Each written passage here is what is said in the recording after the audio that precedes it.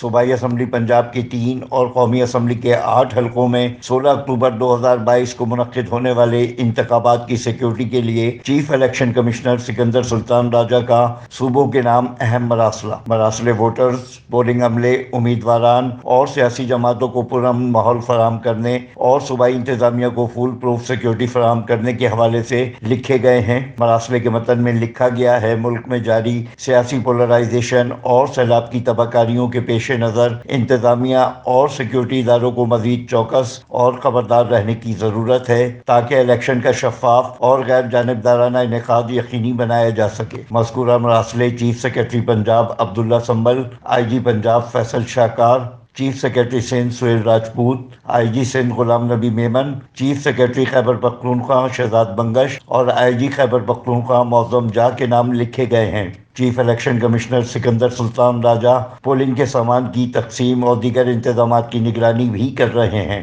Afzal Khan, C110 News, Karachi. C110 News, خبر کی اصل خبر۔